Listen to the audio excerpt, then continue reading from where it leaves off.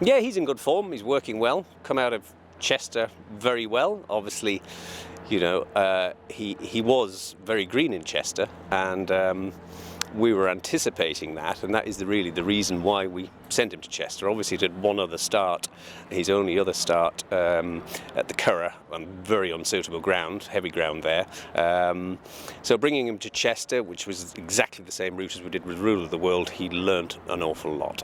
And it looks like it's going to be a very big field for the Derby. Would that be a bit of a concern with a horse as inexperienced as US Army Ranger? Well, it always has to be a concern. It's a very valid point, but he's a nice, big, sizable animal, so I don't think anyone will be getting in his way. He's earned his place. He danced every dance last year. Won a very nice Beresford at the Curragh. 4th in the Racing Post Trophy. Yeah, and he equally ran a very good race in Chester, so yeah. He's a good horse and entitled to be here. Was there a surprise in the camp that he got as close as he did to US Army Ranger? Well, I suppose it's just the way the race went out. You know, they didn't go a great pace early on. I know he was conceding £4 to US Army Ranger, but I think US Army Ranger always had it in hand.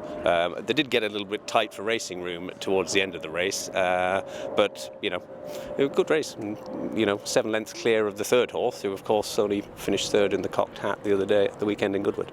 I think we're going to see a lot of improvement from Deauville. Very good performance, being second in the Dante.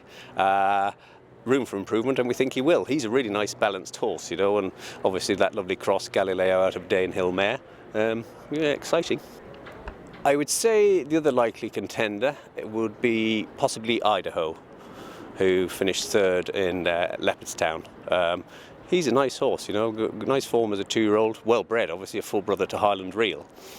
So I think he could probably take his place as well. But as you can appreciate, you know, Aidan does have to speak to Mr. Magna, Mr. Tabor and Mr. Smith and decide exactly what they'd like to do and where to go.